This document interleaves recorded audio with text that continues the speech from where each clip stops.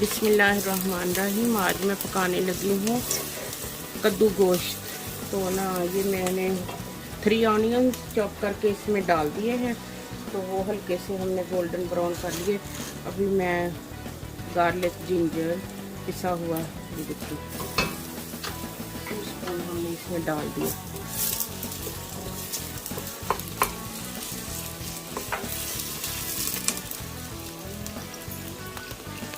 ठीक है, अभी ये हमारे पास 1.5 kg लैम का मीट है।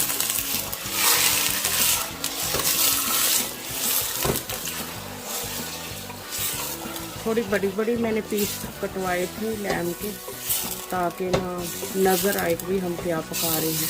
ऐसे घुल मिल जाता है बहुत बारीक, अगर कढ़ाई साइज का मीट कटवाएं तो वो फिर सब्ज़ी के अंदर इतना नज़र नहीं आता, तो इसलिए मैंने बड़े पीस कटवाए।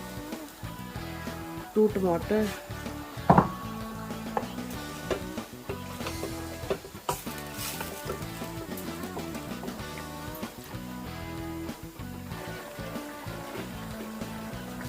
तो ये देखिए सॉल्ट, रेड चिली पाउडर, हल्दी पाउडर, गरम मसाला पाउडर हमने ये इसमें ऐड कर दिया।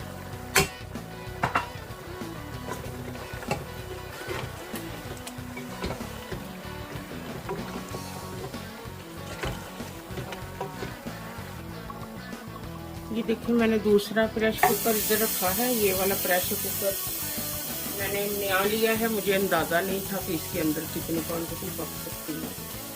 तो है तो ये 5 लीटर है, लेकिन 1.5 kg देखिए मैंने इसके अंदर लैम डाला तो ये भर गया, तो वेजिटेबल आ नहीं सकती इसके अंदर।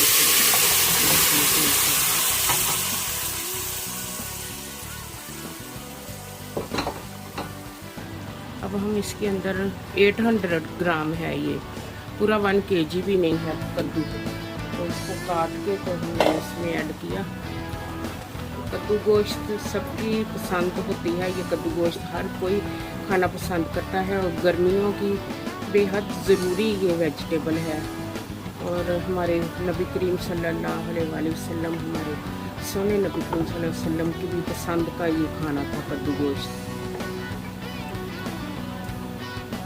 तो अब इसको थोड़ा सा हमने भूनना है, फिर बंद कर देंगे प्रेशर कुकर, साथ फिर ये कद्दू भी पक जाएगा और गोश्त भी गल जाएगा। ओके, अभी हमने इतना इसके अंदर पानी ऐड कर दिया है, तो अब लगाने लगे हैं हम इसके ऊपर लिड। तो लिड लगाने के बाद हमने 8 मिनट्स के लिए इसको कुक करना है। बिस्मिल्लाहिर्रहमानिर्रहीम। अब हम इसको खोल के देखते प्रेशर कुकर में क्या कंडीशन है हमारे कद्दू गोश्त की। तो लग तो बहुत नाइस रहा है।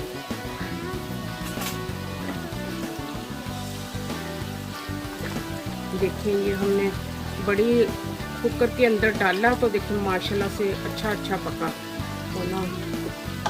तो अब चेक करते हैं हमारा लैम अच्छी तरह से गल गया है।